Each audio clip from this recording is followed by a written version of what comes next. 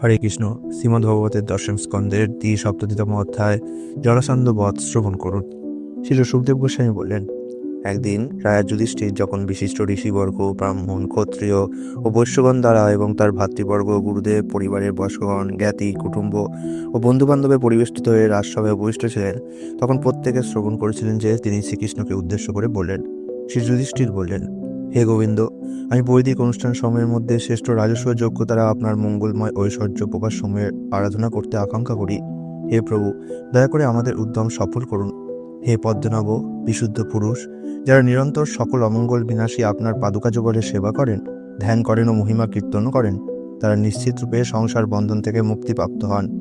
হে ভগবান, যদি তারা এই জগতের কিছু অভিলাষ করেন, তারা তা লাভ করেন, যেখানে অন্যান্যরা যারা আপনার আশ্রয় গ্রহণ করে না, তারা কখনোই সন্তুষ্ট হয় না। হে ভগবান, আপনার চরণ কমলে নিবেদিত ভক্তিপূর্ণ সেবার শক্তি এই জগতে জনগণ দর্শন করুন। হে সর্বশক্তিমান, দয়া করে কুরু ও সিঞ্জয়গণের যারা আপনাকে ভজনা করে তাদের অবস্থান এবং তারা আপনাকে ভজনা করে না তাদের অবস্থান এবং কুরু ও সিঞ্জয়গণকে প্রদর্শন করুন। আপনার মনের মধ্যে এটা আমার, এটা অন্যের এমন কোনো ভেদ নেই, কারণ আপনি পরম ব্রহ্ম, সকল জীবের আত্মা, সর্বদা সাম্যাবস্থায় বিরাজমান ও আত্মানন্দী।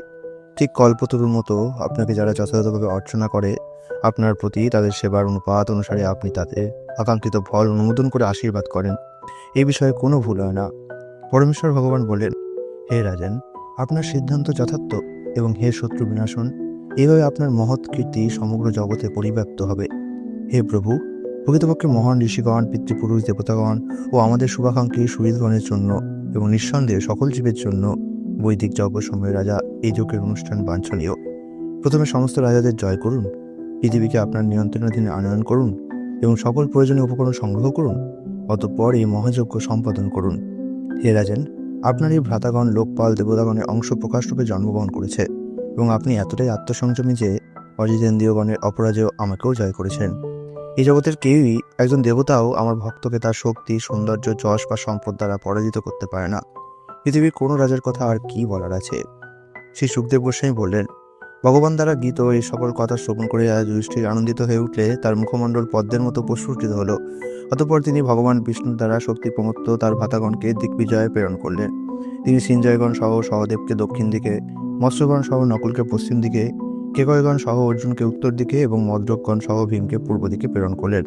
হে রাজেন, তাদের শক্তি দ্বারা বহু রাজাকে পরাজিত করার পর এই বীর ভ্রাতাগণ প্রচুর সম্পদ আনয়ন করে যজ্ঞাভিলাষী যুধিষ্ঠির মহারাজের কাছে তা প্রদান করলেন। রাজা যুধিষ্ঠির যখন শুনলেন যে জরাসন্ধ অপরাজিত রয়ে গেছে, তিনি চিন্তামগ্ন হলে আদিপুরুষ ভগবান হরি জরাসন্ধের পরাজয়ের জন্য উদ্ধব যে উপায় বর্ণনা করেছিলেন তা তাকে বললেন।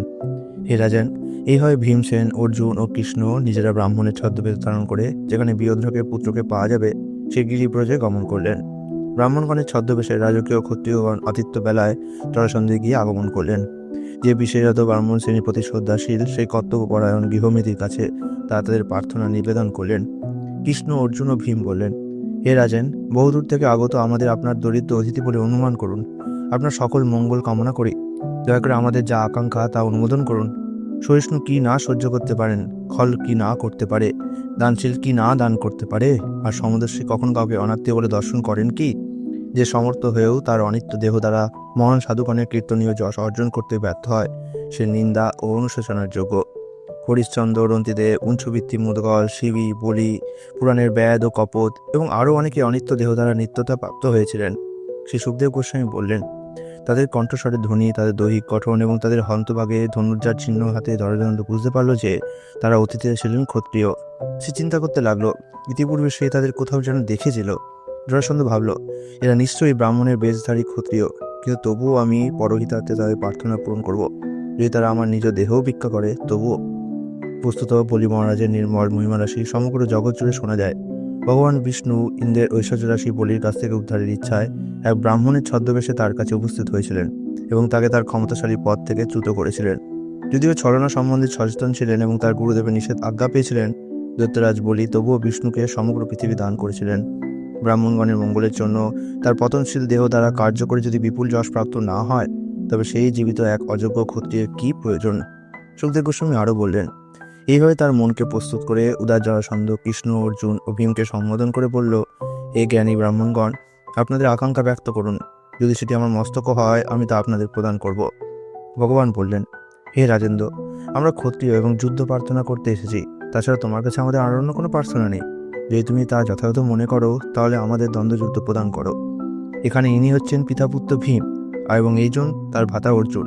আমাকে তাদের মামাতো ভাই তোমার শত্রু কৃষ্ণ বলে জানবে। সুখদেব গোস্বামী বলে চললেন। এইভাবে প্রতিদ্বন্দ্বিতায় আমন্ত্রিত হয়ে মগধরাজ উচ্চস্বরে হাসল এবং অবজ্ঞাভরে বলল, ওহে মূঢ়গণ, ঠিক আছে, আমি তোমাদের সাথে যুদ্ধ করব, কিন্তু কৃষ্ণ, আমি তোমার সঙ্গে যুদ্ধ করব না, কারণ তুমি একজন ভীরু।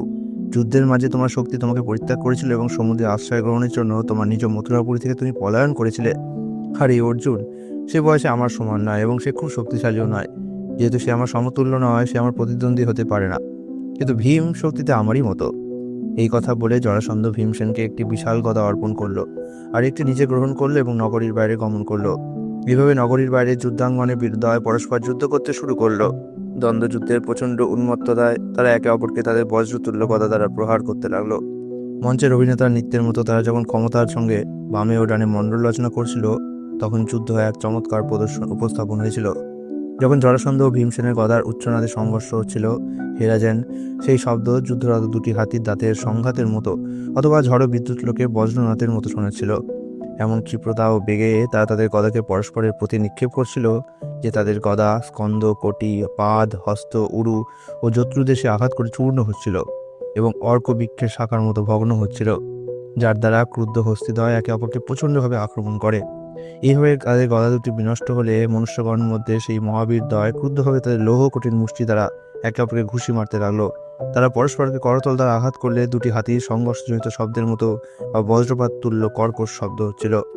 এইভাবে তারা যখন যুদ্ধ করছিল, দুই প্রতিপক্ষের মধ্যে এই প্রতিদ্বন্দ্বিতায় সমশিক্ষা, শক্তি ও ক্ষমতার ফলে তারা কোনো জয় পরাজয়ের সিদ্ধান্তে পৌঁছচ্ছিল না। আর তাই হে রাজেন, ক্লান্তিহীনভাবে তারা যুদ্ধ করে যাচ্ছিল। তার শত্রু জরাসন্ধের জন্ম ও মৃত্যুর রহস্য এবং তাকে জরা রাক্ষসী জীবনদান করেছিল, শ্রীকৃষ্ণ তা জানতেন। এই সমস্ত কিছু বিবেচনা করে শ্রীকৃষ্ণ ভীমের মধ্যে তার বিশেষ শক্তি সঞ্চারিতও করলেন। কীভাবে শত্রুকে বধ করতে হবে সেই বিষয়ে স্থির করে অমোঘ দর্শন ভগবান একটি বৃক্ষের ছোট শাখাকে মাঝখান দিয়ে চিরে ভীমকে সংকেত দিলেন।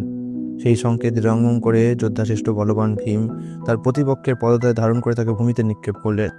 জরাসন্ধের একটি পাকে ভীম তার পা দিয়ে চেপে ধরে আর একটি পাকে তার হাত দিয়ে আকর্ষণ করে এবং বৃহৎ হস্তি যেভাবে একটি বৃক্ষের শাখাকে ভগ্ন করে, সেভাবে ভীম জরাসন্ধকে পায়ু থেকে শুরু করে ঊর্ধ্বমুখে ছিন্ন করলেন।